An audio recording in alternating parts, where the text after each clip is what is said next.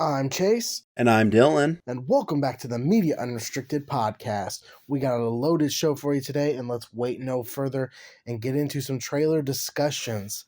There was a lot of trailers with the Super Bowl coming up.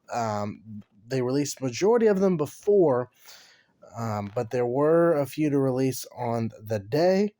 So let's get into the Jurassic World Dominion trailer. I was actually at work when they actually decided to release it. I thought they would wait till the Super Bowl, but they did have a trailer for the Super Bowl. It was majority the same thing. They just kind of sped it up a little bit different toward the end.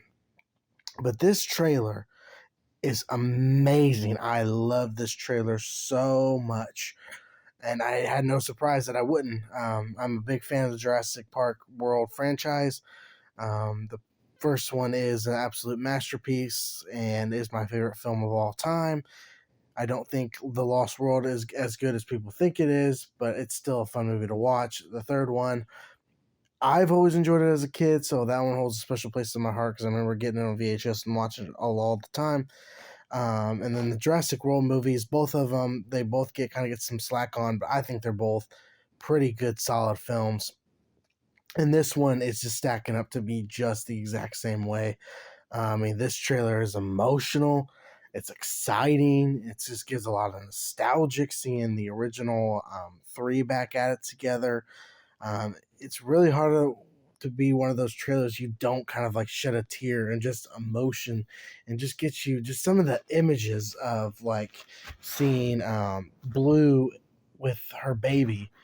Um, it's just that motion just kind of it just gives you like just emotion, like just makes you feel sad in a good way because it's just that you're seeing the awe and the beauty of just that.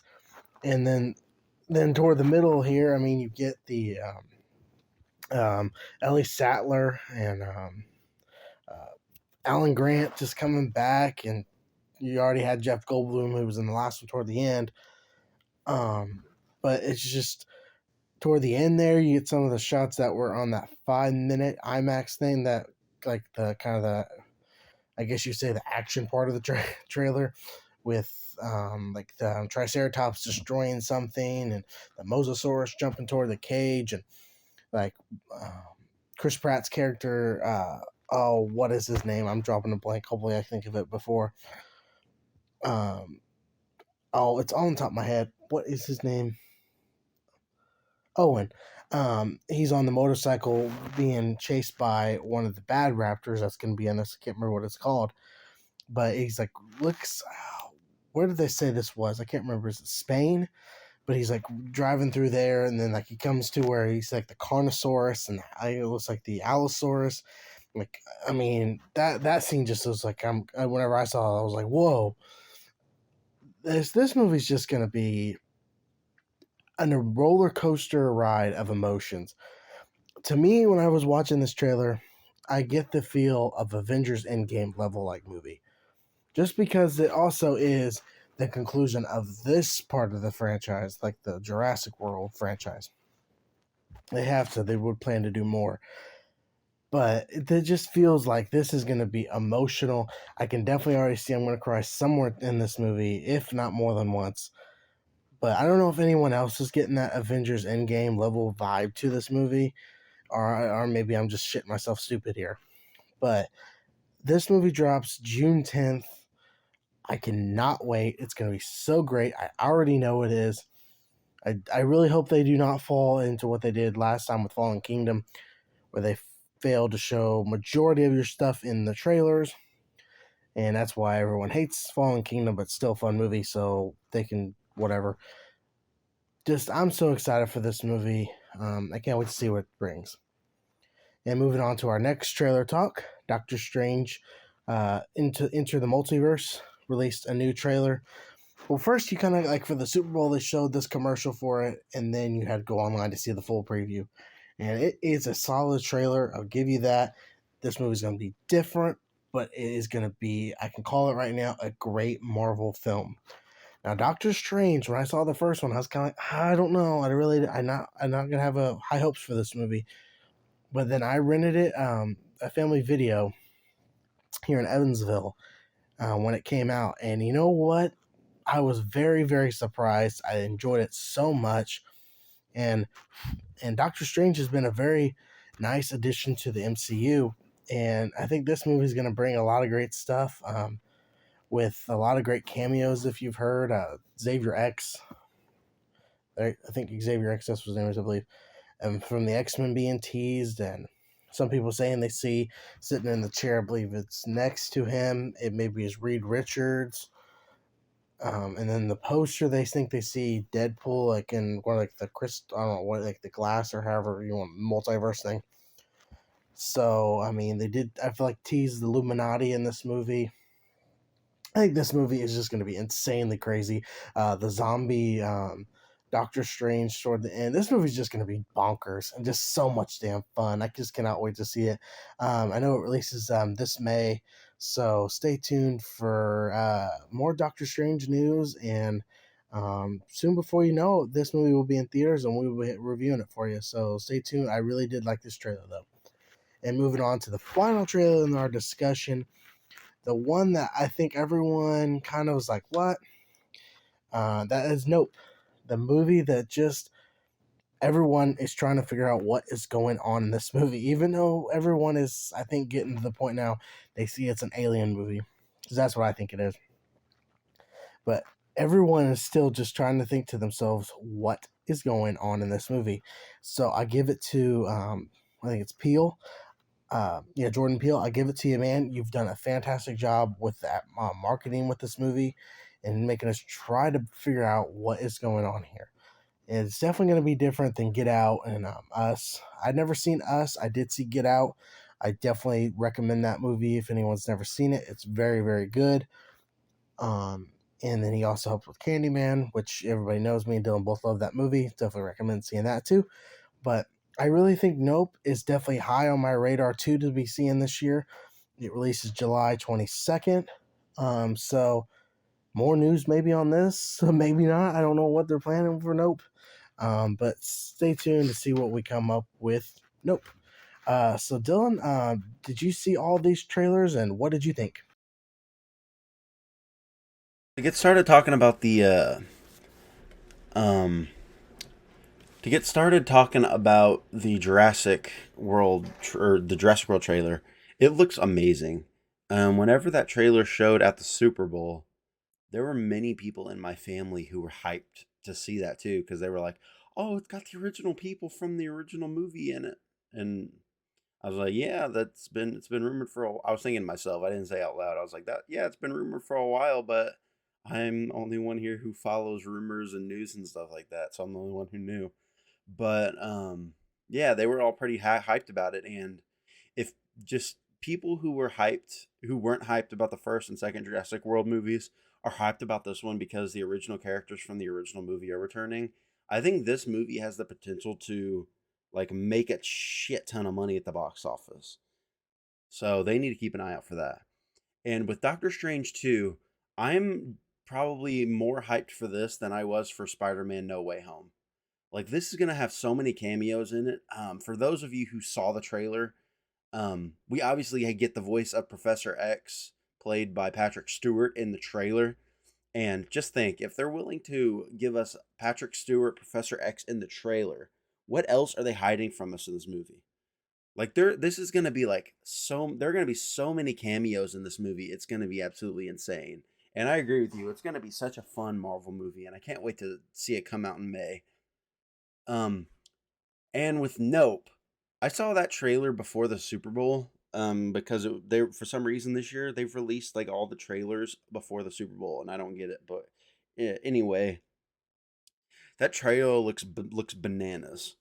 You can see the dad played by Daniel Kaluuya.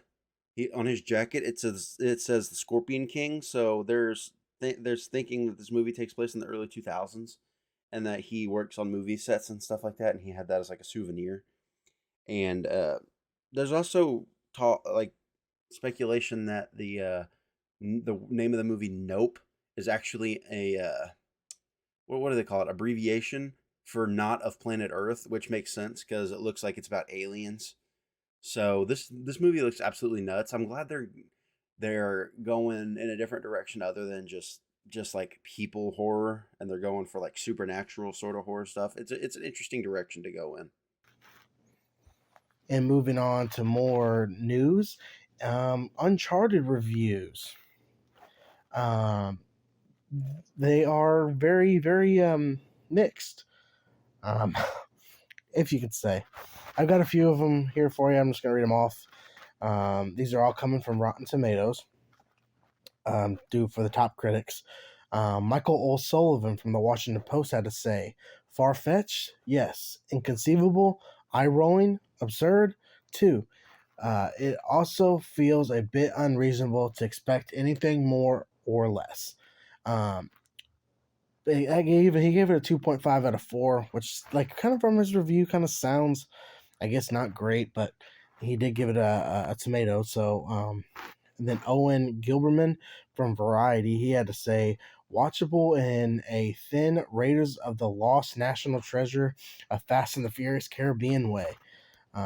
He enjoyed the movie as well.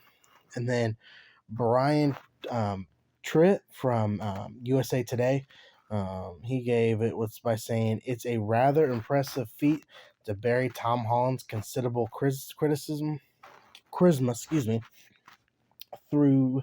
That is one of the few aspects where the new film Uncharted actually succeeds.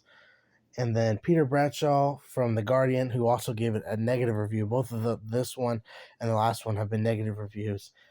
Peter had to say, with a laser guided precision, with the exactitude of a Nobel winning rocket scientist, a world class neurosurgeon, this film measures right up to be what you'd expect from a movie based on a PlayStation video game.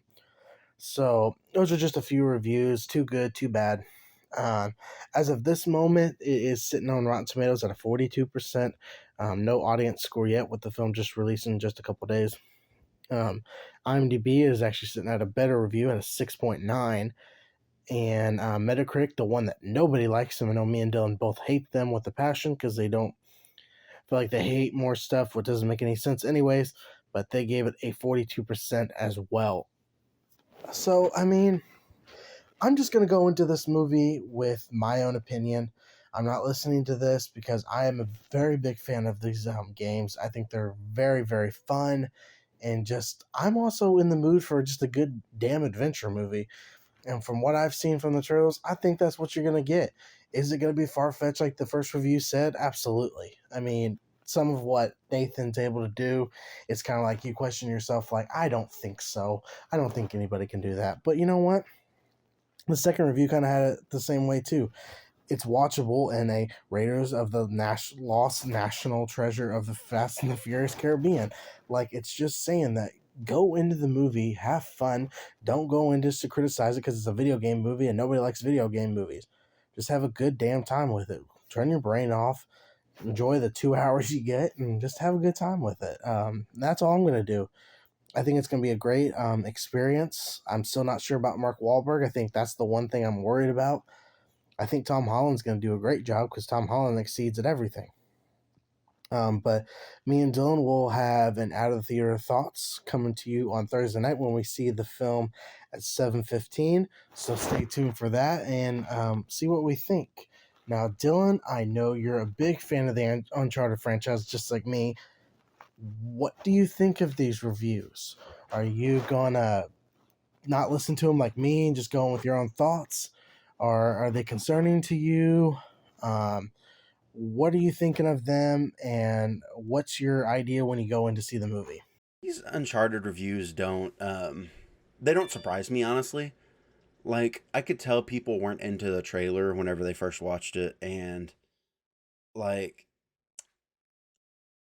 obviously, like you said, I'm not gonna let these reviews hinder the way I view the movie, because I've been excited about this movie ever since it was announced, and then ever since I saw the trailer. I thought the trailer was great. Like, just like you, Mark Wahlberg as Sully is my only reservation I have about this. Everybody wants either Sam Elliott or what's his name, Lang, Steven. I forgot what his name is. It's something Lang, but he was an Avatar. I'm not. I don't want either of them. I want Bruce Campbell. I think he would do a really good Sully. put a beard mustache combo on him, and he's literally solely ripped right out of the video games.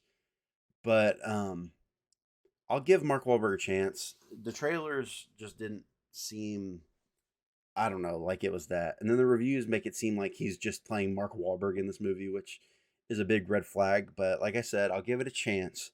These reviews don't hinder the way I'm going to see the movie. Um, People are giving it pretty much like the 2.5 out of 5, which I guess is the equivalent of 50% because it's half. But people who like it are giving it, I think, like sevens and eights. So, and I've been seeing a lot of sevens and eights. So that gives me hope that this movie is going to be good, and that as a fan of the games, I will enjoy it as well. And moving on to some Paramount news, they came out with a lot of announcements just yesterday, the 15th of February, excuse me.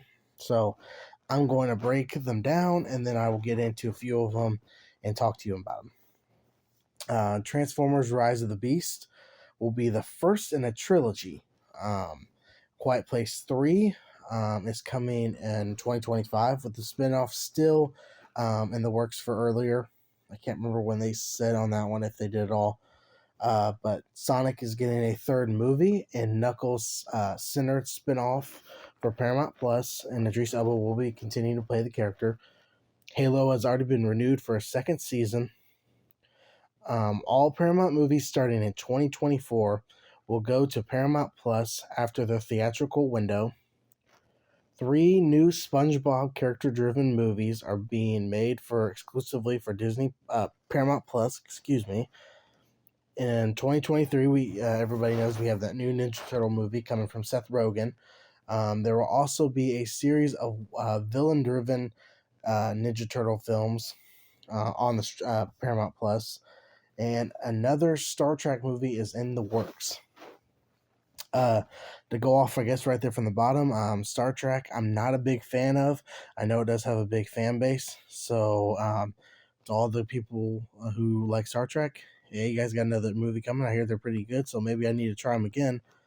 Ninja Turtles, I'm a big fan of the Turtles. I'm still a little concerned on this movie because of who's taking hold, Seth Rogen. I really don't think he should be doing it, but I want to give him a try, and I'm really looking forward to some of these villain series thing on the villains, because Ninja Turtles have a very good wide variety of villains, so I can't wait to see that. The SpongeBob movies, heck, sure, why not? I've seen all the SpongeBob movies, and I think they're pretty damn fun, so I'd be down for more. The Sonic getting the third movie confirmed, I mean, I think it's a little early because we haven't seen the second one, but I think the second one's going to be awesome. So maybe. And Knuckles show, hell, why not? Um, Quiet Place 3, you all know that one. I'm definitely excited for that one. Transformers, why not? I mean, I guess it has been a while since we've had the Transformers. I know we had Bumblebee, which is very, very good. So hopefully maybe they'll do a lot better than what they've done with the last one. The one that I think kind of concerns me is the Halo already being renewed. I don't even think the show's been out yet. So I think this is really pushing it for the Halo, but who knows? Maybe it'll be good. But yeah, that's Paramount's all their news just released in one day. So Dylan, what did you think of all that? When it comes to everything on Paramount, I haven't been keeping up with SpongeBob, so I don't know how all those are going to go. I haven't seen Sponge on the Run, and I haven't seen Sponge Out of Water, which is the one I think came out like 6, 7 years ago. Um, let's see. Quiet Place 3 moving to 2025. I do not like that at all. I think pushing your third movie in your trilogy 4 years ahead from when your other one came out is a bit ridiculous. I think you really need to focus on a third movie instead of doing spin offs. Because at this point, I don't care about other people. I only care about the main family. I think you can move into spin offs after you're done telling the story of the main family. Because at this point, I just don't care about anyone else, and I just want to see the main family's story continue and to see where they're going to go with it. Because the end of the second one really left them off at an interesting note, and I don't want to wait 4 years to get the continuation of that story. It just seems ridiculous to me.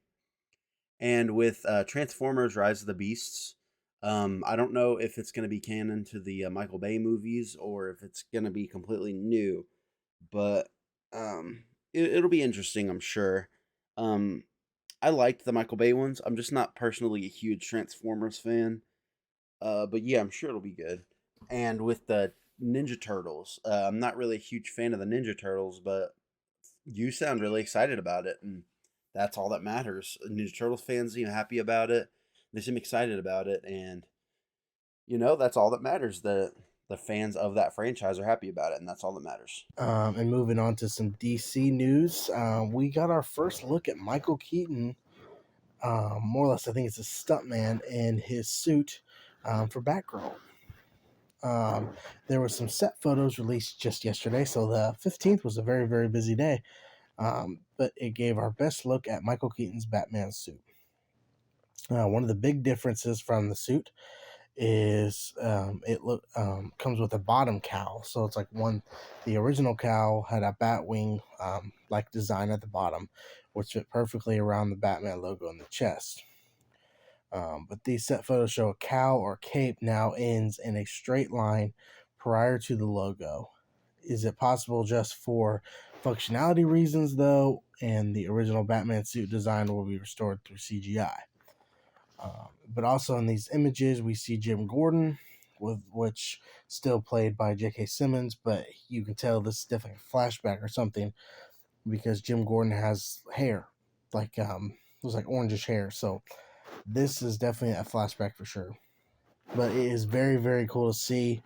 Um, I mean, Michael Keaton's Batman is a big part of my childhood, and this suit just looks fantastic and just looks like it's kind of an upgrade from right out of the '89 film. So I'm glad to see that he will be coming in this movie. I think Michael Keaton will be. He may not be a big role in Batgirl, but I think he will be definitely a big need to it. But also in DC news, we did get like a video saying that it's like I guess it kind of teases like the Batman, which not much of that, but like the big things to take away, what I took away is the Black Adam, Flash, and Aquaman. And Black Adam, they teased look at Black Adam, which he looks fantastic. We got to see Hawkman in there too, which he looks really, really cool. And Doctor Fate, Pierce Brosnan, I think is going to be amazing as Doctor Fate, but he just looks stunning and just looks just right out of the comic books. So super excited to see where Black Adam goes with everything and all that. We got to see Aquaman, Jason Momoa, which he looks just as good as always, and the Flash. We had images of him again, and we actually got a line from Michael Keaton saying that if you go to any timeline, why fight to save this one? So we definitely see where that Michael Keaton might be a bigger key thing in this movie than we don't know. But this video ends with "See you all in theaters," so no HBO Max right away, which is great because I feel like they lost out on a lot of money with their DC films. But I think that's all. This is a lot of good news from DC. I think they're trying to fight their way into competition with Marvel. We'll just see how it plans out. We know we got a lot of great movies from the DC lineup coming up here in the next this year and next year. So we'll see. So Dylan, what did you think of all this DC stuff coming out in this, yesterday and the day before? Oh yeah, man, it looks cool. That sizzle reel we got from DC, it looked really cool. Um, we got, like you said, we got more footage of Black Adam and how everything looks really cool there. Um, we got footage of Batman and Aquaman, looks really cool, and then the set photos of Michael Keaton, those look great as well. It looks ripped straight out of the when was it? Was it 79 or was it 89? I think it was 89. But yeah, dude, I can't wait to see what DC does with their future projects like that. Nobody will happen, says Bob Odenkirk. While originally speaking with Empire magazine, Bob Odenkirk opened up on the possibility of Nobody 2. He confirmed that development is underway on the action sequel and expressed his confidence it will get off the ground, though noted that Universal has yet to officially greenlight the project. But this is also the full quote of what he said. We are working on making that happen. Universal has been very upbeat and welcoming. Derek and I have talked story. It's not a sure thing yet, but we're working on it, and I think the signs point to yes. So that's very great news because I really didn't know if a Nobody 2 was ever going to be in the projects or in the even an idea of possibility. But Nobody 2 was a very solid film. It was easily in my favorites last year. If you still have not seen Nobody 2, what are you doing? Stop this video after we're done and go check it out. It is definitely worth your watch if you like the John Wick movies. Um, but I just hope we get another one, and I hope it's just as good. I hope we get Christopher Lloyd back at it again, and I just want to get that Bob Odenkirk badass again, because man, he was awesome. And I got a few reviews for you. I'm going to start off with Encanto. I got a chance to see that with my girlfriend. She showed me on Disney Plus. I actually really enjoyed the film. And Dylan, I'm not sure with what you were saying when you and your girlfriend saw it, if it had too many musical numbers, because I really did not think it had a lot of musical numbers. I really thought the movie kind of flew by quick at a good pace. I mean, some in there, but I just did not think there was that many. And it definitely did not deteriorate my viewing of the film. And going on to the next review, I saw Death on the Nile with my girlfriend on Valentine's Day. I don't really care for the first one, Murder on the Orient Express. It's got a fantastic cast: Daisy Ridley, Johnny Depp. It's a great cast, but I just don't care for it. And same with this one. I really don't care for this one either. I mean, they did it again with another great cast: Russell Brand, Gal Gadot. Um, they can do that. They can do good cast. Um, but I mean, only thing that's decent in this movie is the last 30 minutes, in my opinion. When we actually get to the murder mystery, it just takes way too long to get anything going. And I really thought when this kind of thing started, because they kind of, I guess, kind of broke down each character and kind of made you think to yourself, like, who could it be? Whose my ideas going here? But then we just kind of took this different take. I don't know what it is. But these movies, they take way too long to get going. It just, I don't know. I don't recommend these, but I know a lot of people enjoy them. Just not my take.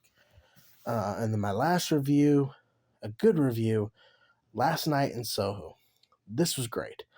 It keeps you thinking what's going on during the whole movie. And it exceeds at what Death on the Nile didn't do right with kind of like, it just feels like it's just dragging along. And this one, feels like it is dragging along, but then you're also thinking to yourself, like, I'm enjoying this. Like, what is going on here? Like, you're trying to solve the mystery. But Thomasin McKenzie, she was the lead role as Eloise. She was great. I don't think she's done that much, but she should definitely do more. She was very good. Anna Taylor-Joy, she was great as well. She's not I guess, the main character. And Matt Smith, he's solid as well.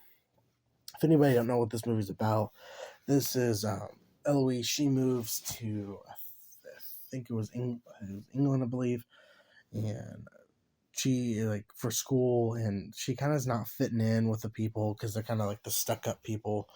So she decides to move to this apartment that she finds available. And then when she goes to sleep, she wakes up in the 60s because she's a big fan of the 60s as Anna Taylor-Joy's character. And she's kind of more or less in this mystery of figuring, like, what is she doing? Like, what's going on here?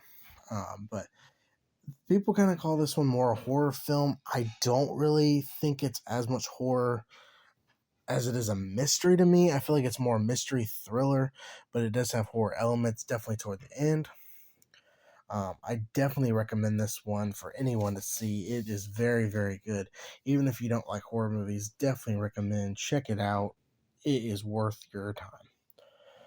And moving on to TV show news, not too much, but Peacemaker episode 7 thoughts. Um, this was a great episode as well. Peacemaker can't do no wrong, in my opinion.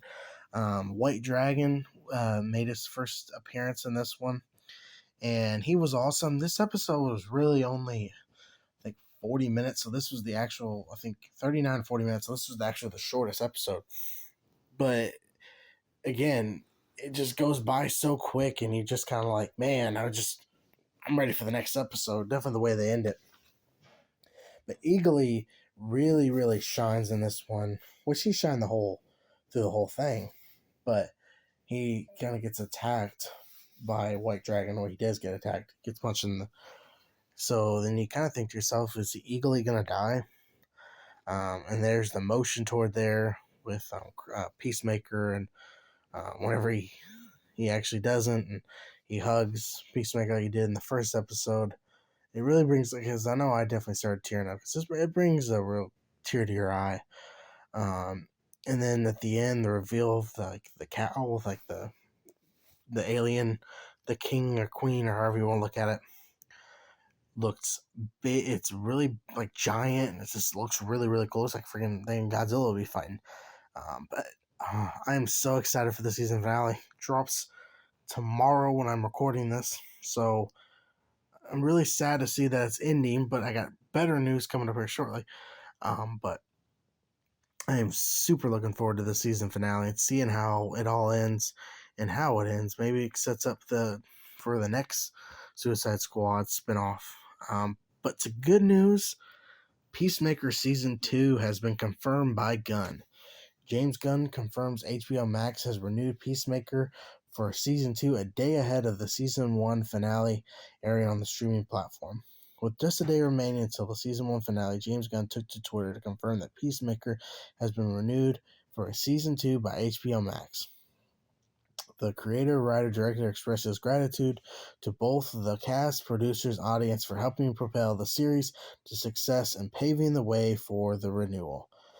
More news to come on this for sure. This is just breaking news. Not a lot out of it right now. I think once the season finale kind of ends, I think once we get into next week, and so for a little after that, I think we're going to get more into this. But I'm just glad to see more Peacemaker. I mean, I was kind of worried maybe that they were just going to do a one and done thing. Not just because I'm great at people. People really have enjoyed the show.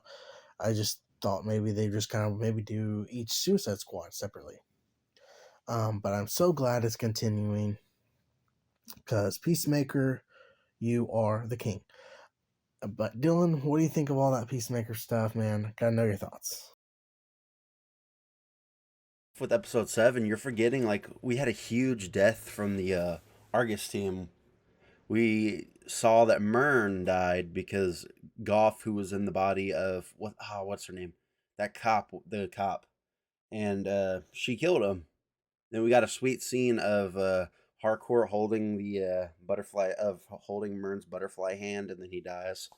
So we got a big death there in that episode, and like you said, Eagly got really hurt, and we saw Eagly hug Peacemaker in the vet's office, and Adebayo saw it and called her wife and was like, "Yeah, I won't be home.